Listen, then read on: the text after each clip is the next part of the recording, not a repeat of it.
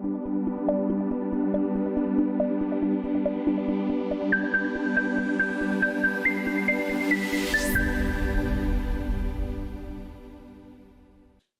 are going to take the next lecture, which will be delivered by Dr. Olubukola Irure.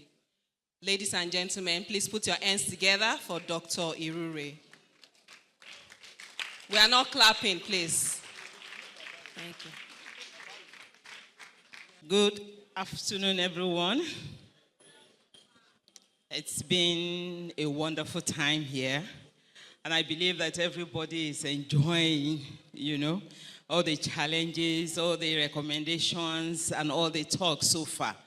And I'm sure that there's going to be a paradigm shift in one way or the other, that by the time we come next year, we will have success stories to tell. Thank you very much. And so standing on the existing protocol, I want to talk about, or the topic that is given to me this afternoon is the role of functional laboratory systems to achieve sustainable food and nutrition security in Nigeria. Mr. Olumide, keynote speaker, talked so much about research and biotechnology. And without the laboratory, there is no how we can carry out research and biotechnology or development successfully without putting into place a functional laboratory. So this afternoon, achieving sustainable food and nutrition security is critical for Nigeria, particularly, just like the guest of honor just mentioned. At this time in Nigeria, there is no other time than for us to talk about this. And so when we look at about the laboratory systems and the role it plays in food safety, on June 7th this year, we had the World Food Safety Day.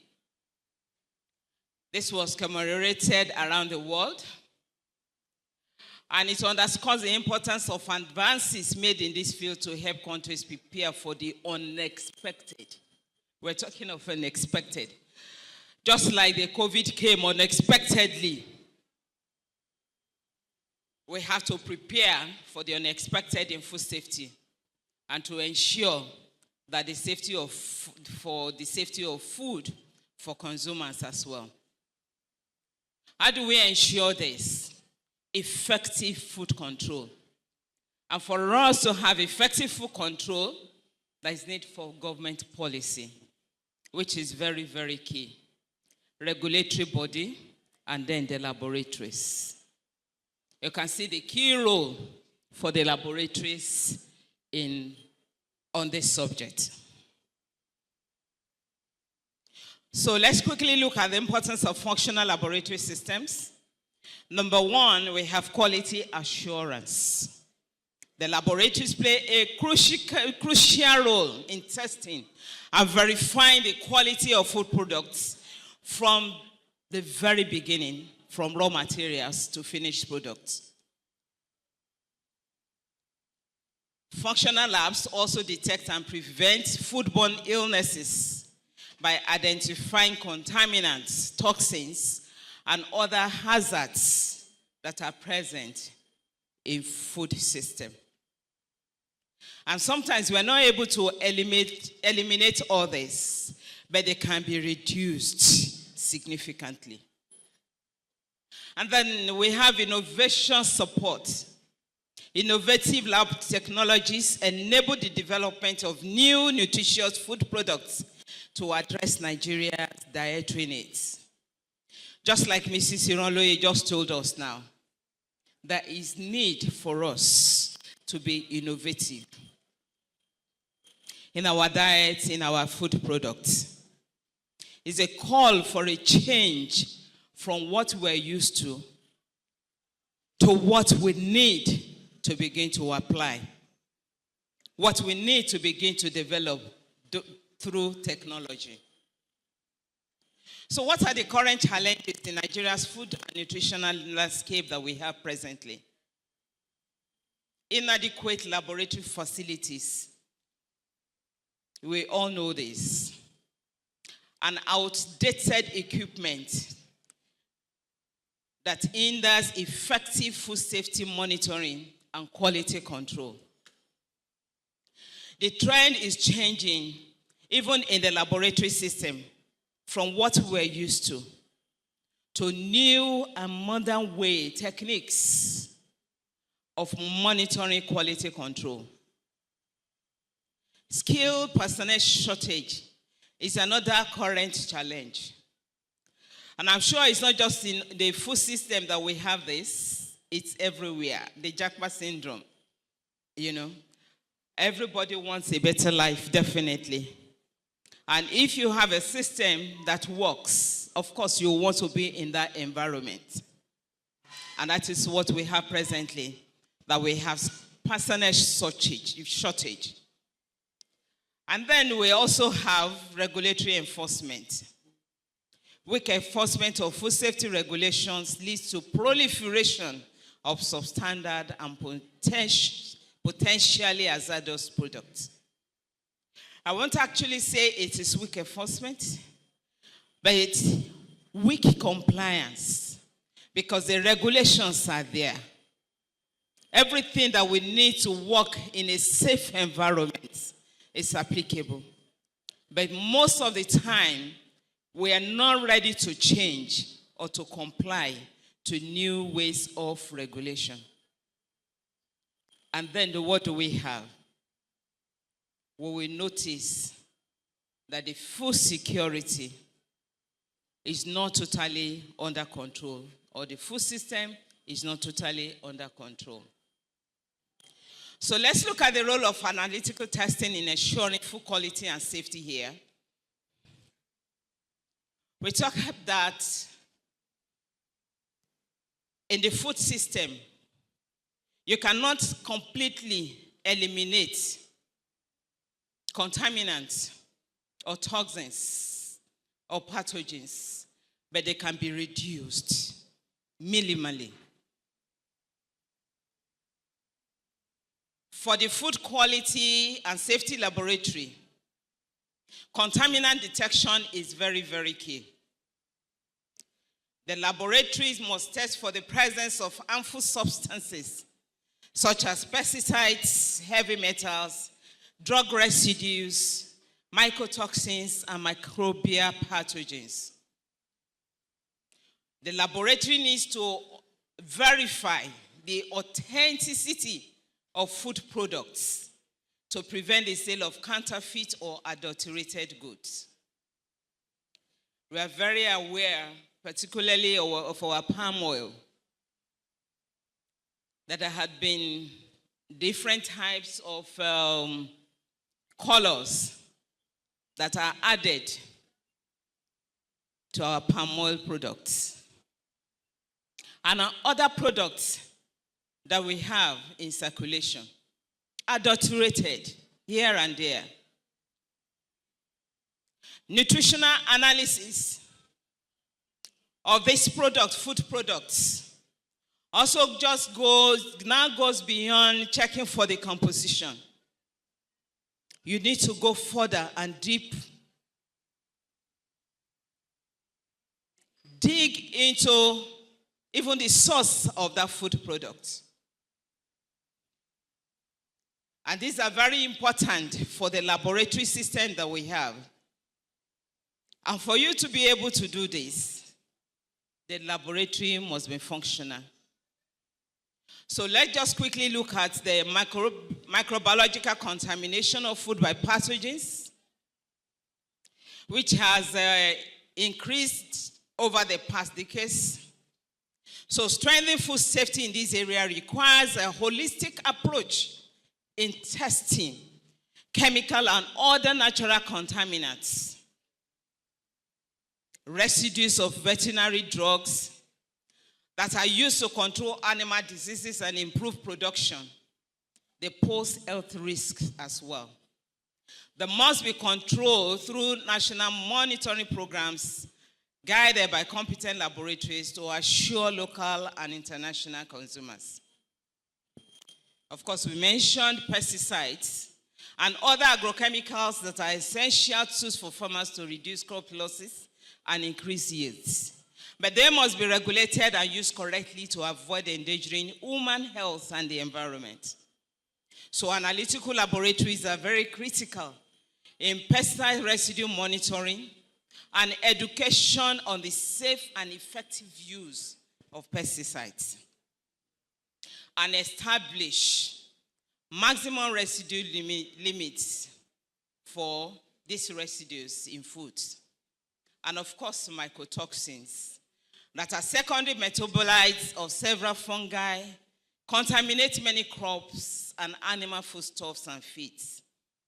They also affect animal health and productivity and are therefore threats to food safety and quality. They have to be controlled and must be monitored. And all this can only happen in a functional laboratory. To determine food authentication,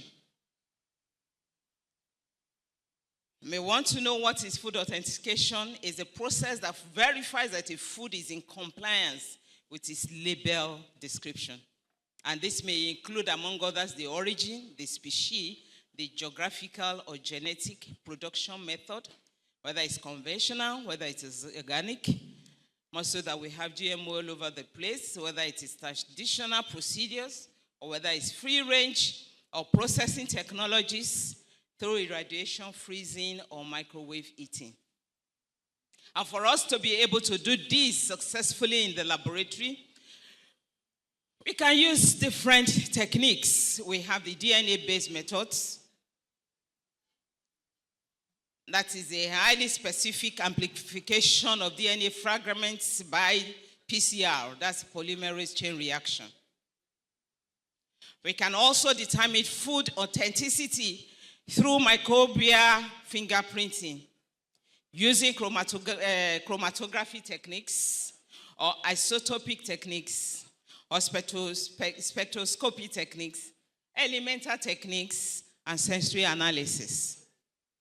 And all this requires sophisticated instruments in the laboratory. And if we look around us, how many laboratories do we have that can conveniently be able to carry this out? And it's all part of our food control system, and which we need to make sure that we get to that level. So it's a lot of work for us as food scientists to be able to have such a laboratory. It may not, I won't say it is not possible for one laboratory to do that. It is a possibility if we focus on it. We can look at innovations in laboratory technologies for improved monitoring that we have presently or that we can apply. We have rapid screening, where we have cutting-edge instruments that enable faster, more efficient detection of contaminants and food quality parameters, which can be applicable even on the field. Because when we look at all the tests, the parameters, the quality parameters that have to be carried out in the laboratory, we may not have the resources to be able to do this. But if we approach a risk-based method, it can actually reduce the cost of testing in the laboratory if we allow or we determine the quality parameters that we need to test. The data management in the laboratory is also very key. And particularly in this system that we have the AI-powered analytics that can help us to be able to do this. Then we have targeted analysis, specialized techniques for isotope analysis, and then capacity building in all these areas. So it's very important for us to know the way forward and know what we have to do. Building capacity and expertise in functional laboratory systems. Curriculum development, we know that we're doing a lot in this area, but it can be improved. Continuous training, providing ongoing professional development opportunities, and then our equipment maintenance.